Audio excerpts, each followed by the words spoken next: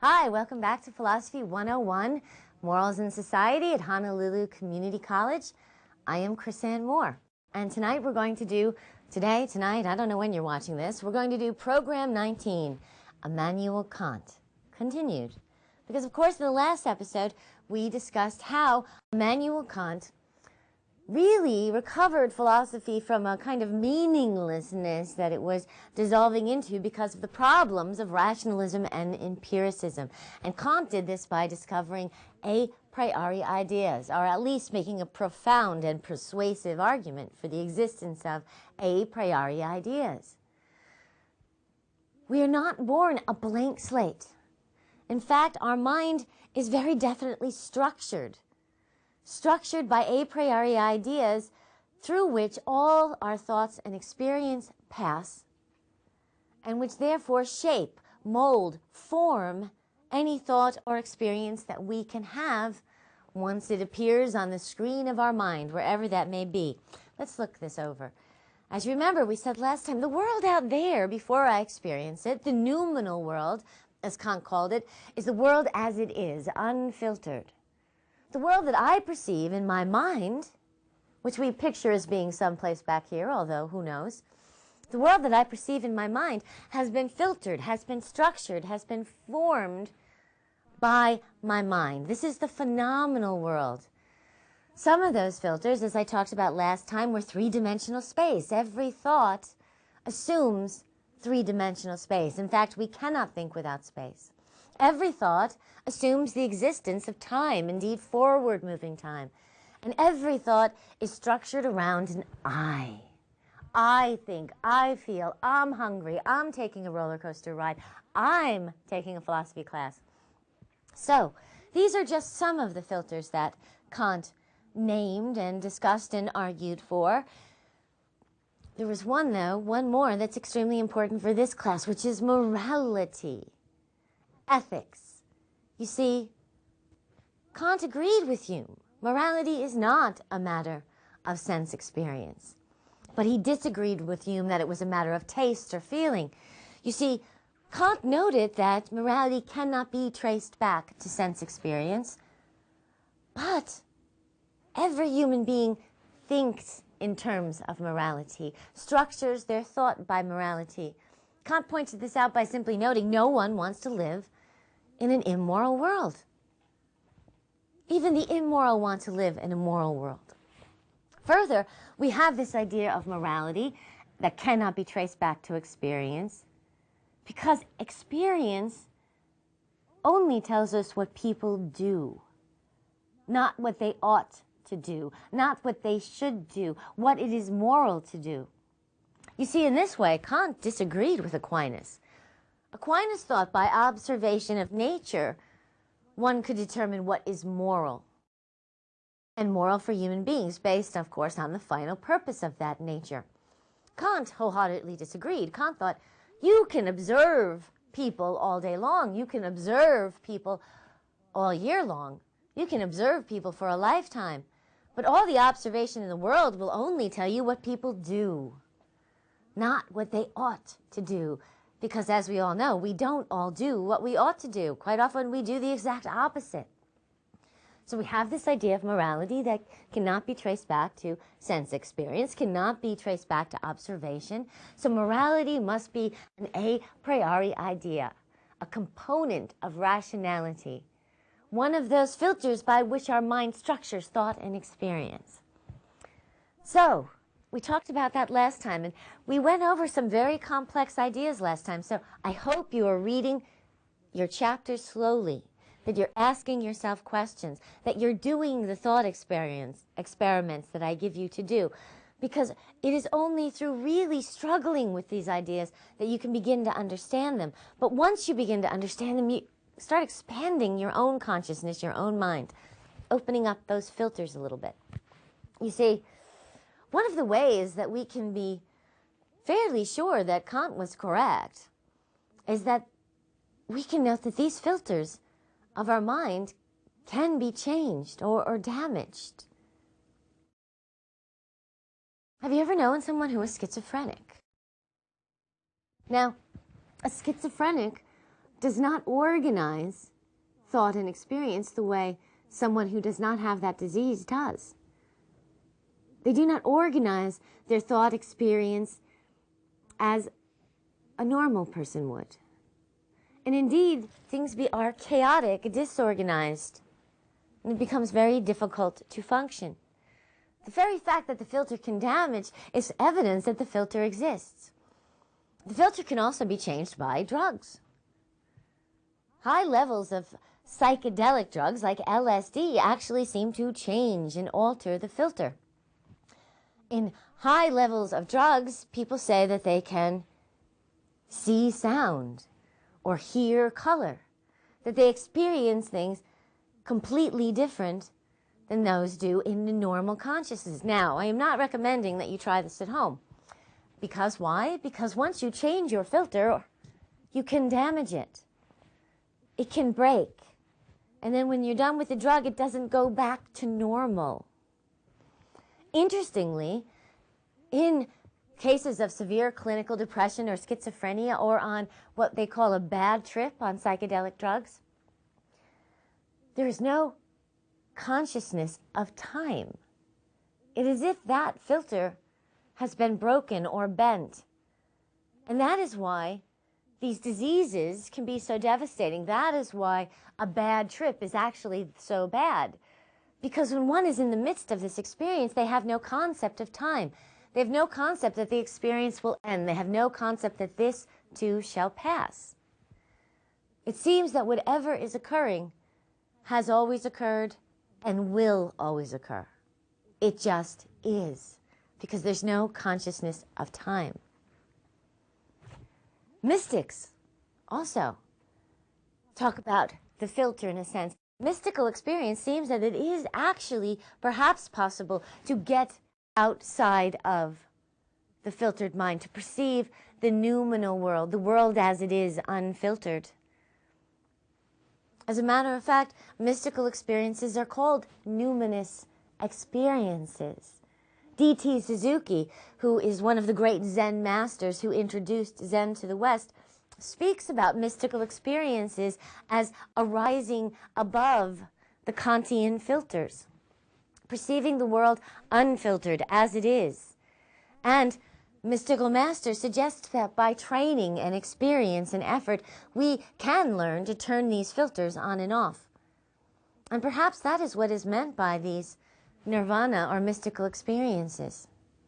Because interestingly enough, when mystics try to explain this experience of no mind, when they try to explain this numinous experience, after saying, you can't really talk about it, because it doesn't really fit into our normal way of speaking and thinking, they do tell us there are things like there's no I there. There's no time. There's no self in these experiences. There is oneness. There is no separation. There is no filtering. So, this idea is that the filter can be damaged, that it can be diseased, that it can be changed by psychedelic experience, or it can be risen above by mystical experiences, are all, in a sense, evidence that these filters do indeed exist. And sometimes filters are something we look through, so we wouldn't notice it until it became damaged. It's like the windshield of your car. The windshield of your car is something you just look through, or your glasses you look through. You're not looking at the windshield, or you're not looking at your glasses until they get damaged, until there's a nick. And then all of a sudden you can't take your eyes off that. It's all you can see. So, here we are with this idea. Morality is indeed universal, because morality is a component of the filters of our mind, a component of rationality. In other words, it's part of our hardware. We are hardwired, in a sense, with this concept of morality. So morality is universal, and it is objective, because it's not a matter of opinion or culture or tradition. It is a matter of the structure of the human mind. And we all structure things the same way. All human beings everywhere, and for all time, Kant would say. So you might be thinking, well, if we're all born with morality as a component of rationality, why aren't we all moral? Why don't we all just know what the right thing to do is? Why do we need a class in ethics? And that's actually a very good question if you thought of it. So, in order to answer that question, let's think of something else that human beings are born with. In general, we would say that human beings are born with hands. But of course, although that is universally true, human beings are born with hands, there are those who are born without hands. There are those who are born damaged or deformed. Sad, but true. So perhaps there are those who are born with a damaged or deformed filter, in which morality is absent or distorted or bent. But furthermore, although we are all born with hands, it is possible to damage that hand. It is possible that it gets crushed or lost in an accident or something else terrible happens to that hand. Well, perhaps we are all born with morality as a component of rationality, but that circumstances, accidents, that component can get damaged, can get distorted, can get bent. And it would seem that indeed that is true. Actually, interestingly enough, it seems that certain types of brain damage cause a loss of morality.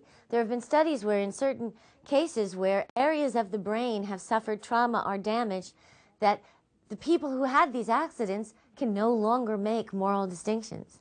So it does seem there is, even in the brain, a structuring of morality. But say, how about for the rest of us? We are born with our component of morality. It is not damaged or bent by the environment experience. Why aren't the rest of us know what it is to be moral automatically, or aren't automatically moral? Well, it's the same thing as a hand. You see, we're all born with hands, but we're all not born knowing how to use our hands. The fact is that you ever see a baby reaching for a mobile? They're judging how to use their hands. They're learning how to use this appendage. They're grabbing their feet, their toes, are putting in their mouth. The baby's learning how to use their hands. Well, although we're born with this component of rationality, we don't necessarily know how to use it. It is only through our interaction with experience that we begin to learn how to use this hardwired component of our mind. And just as some people may learn to do amazing things with their hands, well, first of all, we learn to write. Remember how difficult it was at first to make those A's and those B's and those C's? But after practice, all of a sudden we're writing script beautifully. Well, some of us beautifully. Mine's a mess. We have to learn to use our hands through practice, through training, through trying and failing. Well, the same thing is with our component of rationality. And, of course, there are those who not only learn to use their hands, but they become virtuosos. They can use their hands magnificently. There are those who can play a Rachmaninoff concerto that would blow you away with these hands. But the rest of us are not capable of it all. There are those who can create a ship in a bottle with precise, delicate work with these hands. The rest of us cannot. So, morality is a component of rationality, universal in all normal human beings. Yet that component needs to be trained, developed. How do you use it? And that is what Kant said about doing, because once he proved that morality is a component of rationality, an a priori idea, a universal truth, then deductive logic can be applied to determine other universal truths. In fact, Kant said deductive logic could be used to determine what is moral in any particular circumstance, what is moral for any particular human being to do. And then since we all have this component, each of us can determine that. We don't need to look to authority. We don't need to look to revelation. We don't need to have to figure out the will of a divine being. We can simply use logic and our own a priori ideas once we are trained to do so. So, from this argument for the existence of morality as an a priori idea, a structure of rationality, Kant developed a full moral theory. And to begin with, Kant had to say, define the good. We've looked at definitions of the good in each of our moral theories. how Lao Tzu or Buddha or Socrates, Plato, Aristotle, Aquinas defined the good. Kant set about first defining the good. Now for Kant, he noted that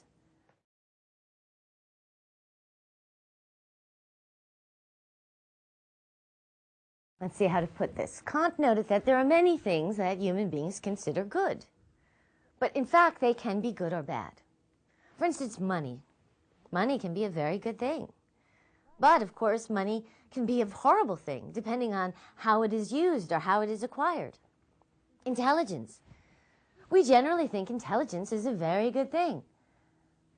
However, intelligence can be incredibly evil depending on how it's used. There's no question that some of the greatest atrocities in human history have been committed by extraordinarily intelligent people. Beauty. Beauty is a good thing. But it can be a bad thing as well. If you are beautiful, people can treat you like an object. Or people can destroy one another in pursuit of the possession of this beauty. So beauty can be good or bad. And Kant would determine that most things that human beings call good can be good or bad depending on how they are used. So Kant wanted to define what was purely good, what was in no way bad or could in no way be bad. And that followed exactly from his idea of what morality was. Let's look at this again. Kant's reasoning. Morality. Morality is an a priori idea, one of those ideas that structure our thoughts and experiences. It is part of our hardware, a component of rationality. So what would be good following that? Well, Kant said simply, what is good is the determination to do good. The will to do good because it is good. Let's look at that. Kant's definition of the good. The only purely good thing is the good will. The determination to do good simply because it is good.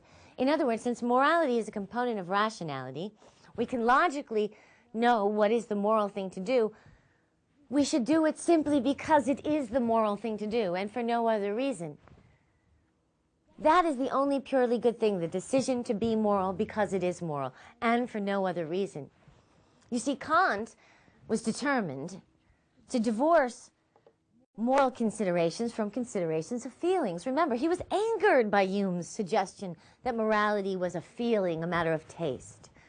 Kant thought in no way could the good be a matter of feeling good. Why? Because feelings are notoriously unstable. We can feel one thing one day and feel another thing the next day. Therefore, morality can't be dependent on feelings. Can you imagine if the wedding vows read, as long as we both feel like it? Some people actually approach the wedding vows that way. But it's enormously unstable because you're going to feel loving one day and you're not going to feel loving other days. You don't vow to love because you feel love. You vow to love even when you don't feel love. That's what makes it a vow. That's what makes it the good. And Kant thought, no, morality is not feelings.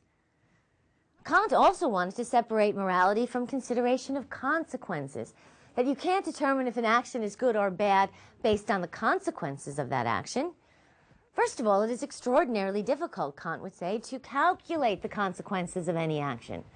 Every action we take ripples out from us in enormous consequences in all directions. We can't really know. Sometimes we never know the consequences of our actions, and sometimes we don't know the consequences for years to come. I actually saw recently a great example of this. For a long time, I shared my office upstairs with Dr. Dork Little, who teaches speech. Now, 30 years ago, Dr. Little was teaching at the University of Hawaii at Manoa, and she saw a young Japanese student. And he seemed very homesick. And so she brought this young Japanese student back to her family and included the student in family dinners and events and did everything she could to make the student feel at home. Well, 30 years later, that young Japanese student is president of Osaka Gakuen University in Japan. And because of that relationship that was developed 30 years ago, Doric has now, in collaboration with this gentleman, created a speech program in which she teaches speech over distance learning to Japan from Hawaii. It's an incredible program. The students love it. Dr. Little enjoys teaching it. But what made it possible? Something that happened 30 years ago. How can you know the consequences of your actions? And that is the good. How about the bad? Sometimes we don't know that at all. But even so, do we judge, if we're going to judge an act by its consequences, do we judge the act by the actual consequences, or do we judge the act by what we thought was going to happen, by the presumed consequences? For example, say I throw a party for a friend. It's a friend's birthday, and I'm going to throw a surprise party. So I cook this great meal. And all the friends come over, and we have this wonderful salmon dinner that I made, and it was incredible. And everybody gets food poisoning. Everybody's sick. Is my action less moral because the consequences were horrendous? You see, judging by the consequences leads to all sorts of problems. So not only did Kant want to take it out of feelings, Kant wanted to remove it from consequences. Excuse me. Furthermore, unlike the title of this book, unlike every other philosopher that we discussed, Kant did not believe that morality could be dependent on self-interest. You see, I've taken the position pretty much from the beginning of this course that being moral is in one's own self-interest, which is not necessarily selfishness, that it actually is not selfishness. And most philosophers believe morality is intimately intertwined with the pursuit of happiness in one way or another, depending on how they define happiness. Kant didn't believe that an act done in one's own self-interest could possibly be a moral act. Kant thought that if one gives to charity because it makes one feel good, that isn't a moral act. It is simply a self-interested act. If one does something kind or good because they think it's going to get them into heaven, that is not a moral act to Kant. That is simply a self-interested act. So, divorcing morality from feelings and consequences and self-interest, Kant's definition of the good becomes the only truly good thing is the goodwill, which is the determination to do the good simply because it is good. So then one must say, what is Kant's justification? In all of our philosophers we've looked at, well, why be good? If you know what the good is, why should one be good? And since with Kant, you can't say it's in self-interest, it's going to make you happy, or it's going to get you heaven, or fulfill your final purpose, or develop eudaimonia. Kant's justification is very simple. Kant's justification for the good is you do good because it's good. Simple. You do the right thing because it's the right thing. Because it is your duty to do the right thing. So, with this reasoning, with this definition of the good, and with this justification for the good, that leaves the question then, well, what is our method? How do we know what is good in any particular circumstances? How do we apply logic to this a priori morality to know what is universally good in every circumstance? And for Kant, that was pure logic. You see, if morality is a component of rationality, universal in all human beings, then any moral act should be able to be performed by everyone in that circumstance. Let's go over that again because that's important. If morality is a component of rationality, universal in all human beings, then any moral act should be able to be performed by everyone in similar circumstances. In other words, if it's right for me to do, it's right for everyone to do in that circumstance. If it's right for you to do, it's right for everyone to do in that circumstance. This is called universalizability, which is a very multisyllabic word. Universalizability, that simply means you have to be able to universalize the action. You have to be able to say everybody can do this. Now, this is really a common sense notion. I'm sure at some point in your life, someone turned to you and said, well, what if everybody acted that way? And you probably thought, well, everybody doesn't act that way. But the truth is, Kant says, imagine, what if everybody acted that way? What would the world be like if everybody acted that way? Because if it's moral for you to do, it has to be moral for everyone to do. So Kant developed a test to see, is the action you're considering universalizable? Is it logical for everyone to act that way? You see, Kant isn't saying, would you want everybody to act that way?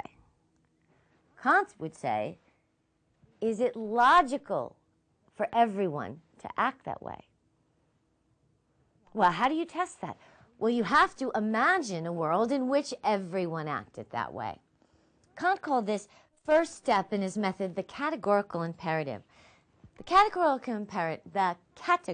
imperative says, act only according to that maxim or rule by which you can at the same time will that it should become a universal law.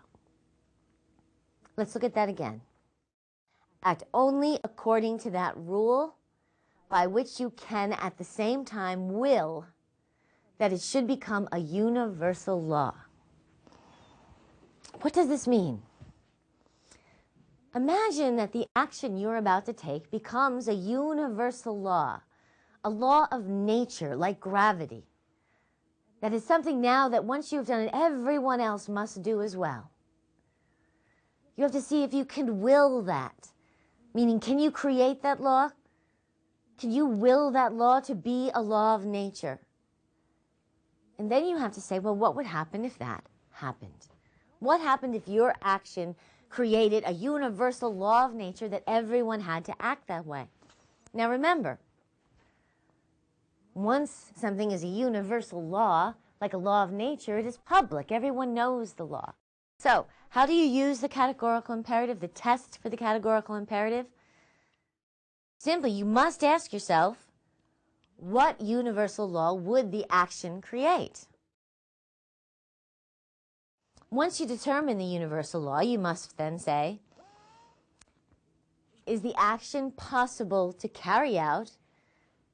In other words, can the rule be followed by everyone? Because if the rule can be followed by everyone, the action is moral. Now, like everything, this is going to make a lot more sense with some examples. So let's take an example. This is an example that Kant himself used. And a slight modification. Suppose that I'm desperate for some money. I really need money. So I decide to borrow money. I decide to borrow money from my sister, but I know I'm never going to be able to pay her back. Is it moral for me to do that? Well, what is the action I'm thinking of taking, really? I'm saying, I'm going to borrow money with no intention of paying it back. Now let's take that action and see what universal law would be created by the action. Everyone must borrow money with no intention of paying it back. All right, we've created a universal law of nature that says everyone must borrow money with no intention of paying it back. Well, what would happen? Can this law be carried out? Or would this law be impossible? Well, we need to imagine the world where this law was universal and public. Of course it can't be carried out. If everyone was borrowing money with no intention of paying it back, everyone would know they would never get their money back. Therefore, no one would lend money. The law defeats itself. The law is illogical. The law is impossible. The action is therefore immoral. Okay, let's take another example. Suppose I don't feel like working for a living. I just want to live off of other people. I want to take it easy. What's the action? Well, the action is not working and living off of other people. What would be the universal law that action would create? Well, let's go into our fantasy, our thought experiment, as Kant would have us do, and say, what is the universal law? Everyone must stop working and live off of others. Now, can this be universalized? What would happen if everyone followed this law and it was public? Well, of course, the law would not work. Not everyone can't live off of others, because if everyone lived off of others, nobody would be working, and somebody's got to be working for us to live off of them. Life without work is impossible. So it's not fair to you to do it if everybody else can't do it. All right, let's take one more example for the categorical imperative. Let's say you're thinking of cheating on your boyfriend or girlfriend. Oh, I know you would never. But let's just think about this.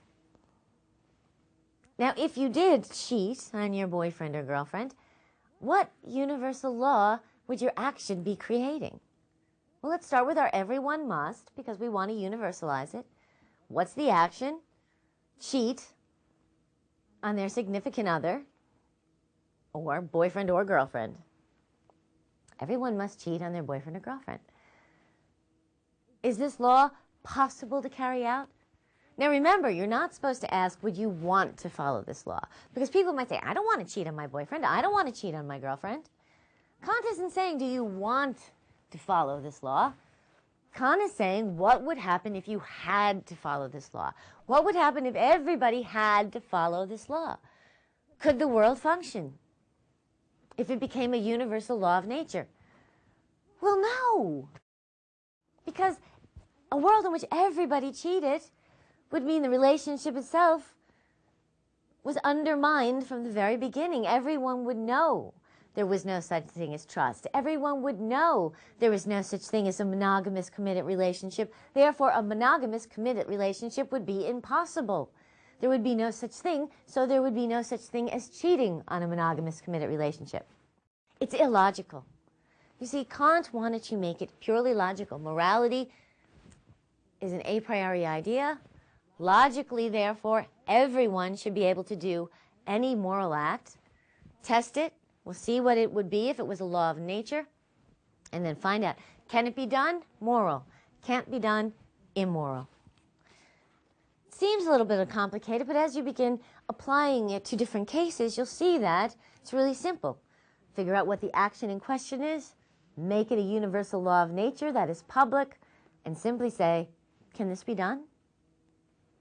Not do I want it to be, would people be willing to do it, but can this be done? Now, final test, you just simply say, if the rule cannot be carried out, the rule is self-defeating and the action is immoral. However, Kant did add one other consideration to his judgment of the universal rule. Once you make the universal rule, you must ask yourself, would I be willing to be treated the way my rule treats others? This is called the Rule of Reversibility. Let's take a look at this. You must be willing to be treated the way your law treats others. If you are not, the action is immoral. Now, some say that Kant snuck in personal preferences here. That first he says, it doesn't matter what you want, it doesn't matter what your feelings are, it matters whether it is logical to universalize it. So how can he ask me what I feel like if this happened to me? He's not, in a sense. You see, Kant is saying that if you will something to become a law, you must be willing to be subject to that law. You cannot contradict yourself to will something to be a law and then not be willing to live by that law. You see, that would be logically contradictory. So Kant is simply saying you can't contradict yourself. If you create a universal law by your action, you must be willing to be subject to that law. So, in order to use this test, you have to say to yourself, am I willing to be treated the way my rule treats others? Let's look at our example. In the example of my borrowing money from my sister, I made that universal law. Everybody must borrow money with no intention of paying it back. Now, I have to say, would I be willing to be treated that way? Here's the catch, though. You have to think of if you're willing to be everyone the law affects. Would I be willing to borrow money with no intention of paying it back? Well, some people might say they would be. Some people are willing to borrow money with no intention of paying it back. But You'd also have to say, would I be willing to have people take money from me with no intention of paying it back? You have to consider everyone. So most people would not be willing to lend money to people who had no intention of paying them back, and who actually were lying to them and saying they actually were thinking of paying them back. So that would fail reversibility as well. In our second example, would you be willing to not work and live off others? Well, there are certainly people who are willing to not work and live off others. But would you be willing to be the other person? Would you be willing to be the one that had to work and have people live off you? Maybe there's a few of you, but I think for most people that would fail. Saying, no, you just relax, I'll live off of me, I'll take care of it. And certainly couldn't be universalized. Our third example, everyone must cheat on their boyfriend or girlfriend. Now, you may be willing to cheat on your boyfriend or girlfriend, or you may not. This is going to change from person to person. But I doubt there's very many of you who want to be betrayed. There isn't very many of you who want to be betrayed. There aren't very many of you who'd be willing to have your relationship treated that way. So therefore, that too fails reversibility. So when you test the categorical imperative, you simply have to say, what is the action in question? What is the universal rule that action would create in our thought experiment? Then you have to say, is it possible to carry out? Yes, moral. No, immoral. And you have to say, would I be willing to be treated the way my rule treats others? But now we have a method. But there's one more step to Kant's methods. After the categorical imperative, Kant said we also have a practical, what he called the practical imperative. Now, Kant believed that the practical imperative was simply another formulation of the categorical imperative. In other words, it was another way of saying the same thing. However, those who have followed Kant see it as something a little bit different, and so it has been put in as a second step in determining the method. In the practical imperative simply states, always treat yourself and others as an end and never simply as a means. In other words, whatever your action you take, you must treat other human beings as ends in themselves and not as means. Which comes down to the fact that it's immoral to use people. To understand the practical imperative, you see, Kant believed every human being is rational. And because every human being is rational, every human being is capable of determining what is good and bad for themselves. Every human being is capable of determining what is moral and immoral, what has value and what doesn't. Therefore, every human being has their own purposes, which they themselves determine. Every irrational human being has value, and because of that value, deserves respect. Every human being confers value, and therefore deserves respect.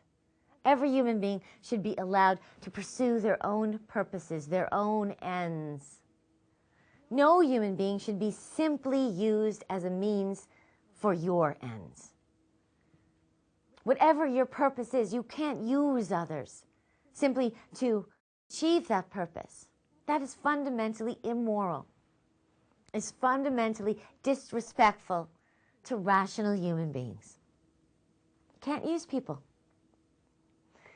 Now, this again is part of our common sense vocabulary. I'm sure you've heard that saying before. You can't use people. You shouldn't use people. In the simplest example, you have a party to go to on Friday night, but you don't have a car. Can you call up somebody you don't really like and ask them to the party just so you can have a ride? No. That would be using them. You can't use people, or you shouldn't use people. You can, people do, but you shouldn't. Let's look at another example. Suppose somebody that you're not really that thrilled with has a really cute brother or sister. Can you become friends with them just to meet their really cute brother or sister? No! That would be using them. You can't use people. You can't reduce them to means. Can you tell someone you love them just so they'll have sex with you? No, that's called using people. And you can't use people. Not according to Kant. It is fundamentally immoral to use people. Now, since the practical imperative says always treat yourself and others as an end and never simply as a means, we have to differentiate what it is to use someone to treat someone as an end and to use someone simply as a means.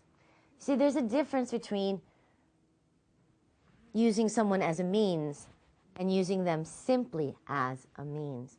You see, in actual fact, we are means to one another's purposes all the time. But that is different from being treated simply as a means. For example, if I call my plumber over, I am calling her because I want my toilet fixed. She is a means to my getting my toilet fixed. But that is different from my treating her simply as a means. I pay her for her services. I treat her with respect and dignity. If I did otherwise, I would be immoral. You see, we are all means to one another's ends, but that does not mean we can treat each other simply as a means. For example, I am a means to your degree. You're watching this show because I am a means to something that you want to accomplish. But to treat me simply as a means would be fundamentally immoral. If you lie or manipulate or plagiarize your papers or in any way use me to get that degree as simply a means, it's immoral. Furthermore, you are a means to my paycheck. But if I treated you as simply a means, that would be immoral. If I didn't do my best to be the best teacher I know how to be, that would be immoral. If I didn't do my best to return to you what you deserve from taking a Philosophy 101 Morals and Society class, that would be immoral. That would be reducing you to simply a means to my paycheck. So, we are means in one another's dreams and goals, but that's different from treating somebody simply as a means. So, the categorical imperative and the practical imperative leave us with a step-by-step method for determining the good, for logically determining the good from this a priori concept of morality. Let's look over that step-by-step method. Kant's method, what is the act? Simply ask yourself, what is the act in question? Seems simple, but it's very important because often students start judging a different act than the one in question. What is the act? Then you say, what is the universal law that act would create? Let's play this pretend game. What is the universal law? Now, once that law is universal and public, can it be carried out? If yes, it passes the categorical imperative. If no, it fails. Then you must ask yourself the rule of reversibility. Are you willing to be treated the way your law treats others? Yes, passes. No, fails. And then, is anyone being used simply as a means? Yes, fails. And no, it passes. You see, in Kant's theory, you must pass every step of the categorical imperative and the practical imperative. If an action passed all those steps, then it is considered moral. Now, Kant himself actually thought that the categorical imperative and the practical imperative were really the same thing, and that you could just use one test or the other and they would come up the same. Kant's followers, however, have determined that they are actually quite different from one another and both must be used. We will be using the method of his followers. That is why we call it Kantian ethics, to distinguish it from Kant's ethics, which is a bit more strict and severe. Now, let us use an example, to do a step-by-step example using all of the steps of the Kantian ethics. In this example, you're driving down a highway. Your friend is in front of you. All of a sudden, your friend veers off the road into the other lane and hits a car. That car bounces into 3 cars and stops. Your friend pulls over. You pull over behind your friend. Now you know your friend caused that accident. The cops show up. It turns out the driver your friend hit was drunk. Your friend, seeing this, says, well, he caused the accident. The cop turns to you and asks you who caused the accident. Since different accounts are being given, the proceeding is stopped and you're actually asked to go to court. And you are left with the decision, do you lie for your friend and say your friend actually did cause the accident? No, I'm sorry, do you lie for your friend and say your friend did not cause the accident? Or do you tell the truth and say your friend caused the accident? Well, what is the act in question? Lying for a friend in court. What would happen if we universalize that? Let's do the categorical imperative. Let's universalize. Everybody must lie for their friends in court. Now, let's imagine a world in which this is a law of nature, a universal law. What would happen? Now, we don't want to talk about people liking or not liking this law or being willing. We're talking about it's now a universal law of nature. What would happen? Would it work? Would it be logical? No. If everybody lied in court, the criminal justice system would fail. And for those who believe that society is impossible without some kind of criminal justice system, it's an illogical law. It also fails because everyone would know friends are lying. And if everybody knows you're lying, then the lie is useless. It's worthless. So it's no use to lie. And, of course, if everybody knows you're going to lie, the court's not going to call you to begin with. So in every way, everybody must lie in court fails. It fails the categorical imperative. Let's look at the rule of reversibility, however. Would you be willing to be treated the way your rule treats others? Now remember, this is important because you're going to be doing this yourself. You have to think of everybody affected. You have to say, would I be willing to lie for my friend? Some of you might be. Would I be willing to ask my friends, insist that my friends lie for me? Some of you might be. Again, morality is not math. You have to do your own argument. But I would doubt that many of you would want to be lied about. Would you want to be accused of a crime you did not commit by a person under oath? I don't think so. So you see, it fails reversibility. Not only is it self-defeating, it cannot be carried out, it fails reversibility because nobody wants to be lied about. They may be willing to lie, they may be willing to ask others to lie, but you don't want to be lied about. Fails reversibility. Well, let's look at the practical imperative. Our final test. Is anybody being used simply as a means? Well, maybe your friend is trying to use you as a means, but it's up to you whether you lie or not. You have a choice. But the fact is if you do lie, you will be using the other driver, drunk or not, simply as a means to get your friend off. And therefore, the act is immoral. The best way to go through the categorical imperative, the creation of the rule, find out if it's self-defeating, test reversibility, employ the practical imperative, is to use this method on the cases that you are given in the back of your chapter. So you're going to need to read the chapter slowly, and then you're going to have to practice. Because, of course, solving a case by Kantian ethics is going to be on your final. So you want to be able to do that. Now that we understand Kant's method, it really is kind of stunningly brilliant. And it captures, in many ways, some of our fundamental ideas, some of our common sense notions about morality. In fact, one of the reasons they're common sense notions of morality is because they become an integral part of Western thinking. Can everybody act that way? You can't use people. Do you want to be treated that way? As a matter of fact, a lot of this seems similar to the golden rule. Do unto others as you would have them do unto you.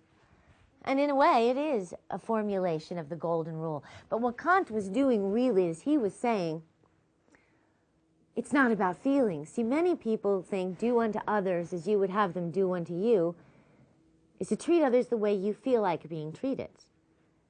But that formulation has a lot of problems. People don't always want to be treated the way you feel like being treated.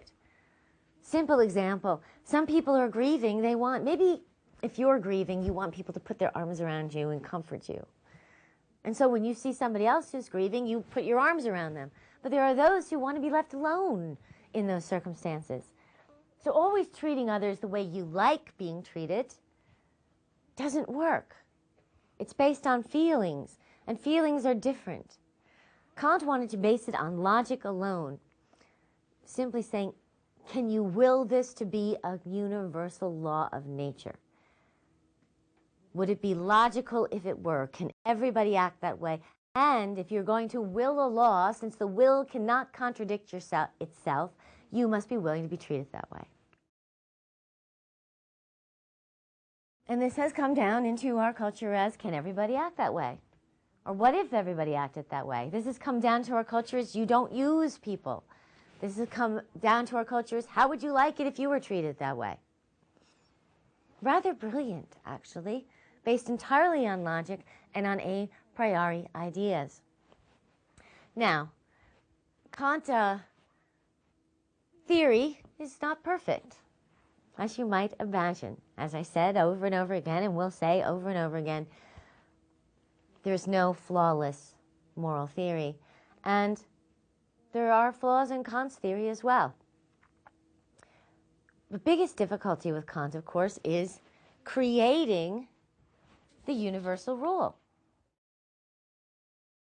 You see, rules will be different depending on exactly how you create the rule, what specifics you add, how general you are. For example, let's take homosexuality. Everybody must be homosexual. That rule is actually self-defeating. Because if everyone was homosexual, procreation would come to an end or be extraordinarily difficult. And even if you argue that there are now reproductive technologies which make it possible to bear children in other ways, those technologies are extremely expensive and available to only a very, very few people. So a universal rule, everyone must be homosexual, would fail. Not because you might not want to. Remember, you don't think about that. It would fail because procreation would come to an end and the human species would be eliminated. But suppose we change the rule just a little bit. Suppose if we say everybody who is inclined to be homosexual must be homosexual. Or everybody who feels that they are by nature homosexual must be homosexual. There's absolutely nothing self-defeating about that rule. There's absolutely nothing reversible about that rule. It's simply, there's nothing that's not reversible about that rule. So depending on how you construct the rule, what kind of specifics you add can change whether the rule is self-defeating or not. Now, Kant himself added very few specifics. He kept his rule as general as possible. He would have gone with the first rule. But those using Kantian ethics have changed a bit because Kant's absoluteness could be terrifying sometimes. As a matter of fact, Kant used the example, should you lie? And he said, even if a murderer is chasing one of your friends and a friend comes into the house and hides in your closet, and the murderer comes to the door and knocks on the door and you open the door and the murderer says, is so-and-so in your house? You cannot lie. Now, most people would think you can lie to save a friend from a murderer. A famous example similar to that in ethics is if you were hiding Jewish people in your attic, as many people did during World War II, and Nazis came to the door, would you say they're up in the attic, or would you lie? Most people would say that is a circumstance in which lying is tolerable. And in fact, lying is moral. But Kant would say, and did say, the rule everybody must lie is self-defeating. The world cannot function when lying is universal and public. Therefore, you cannot lie. Kant says you should tell the truth. He went so far as to argue is if you did tell the truth, then you would not be responsible for the consequences, because perhaps they'll come in and the person will have left your closet, or the people have gotten out of the attic. Whereas if you had lied, you don't know what would have happened.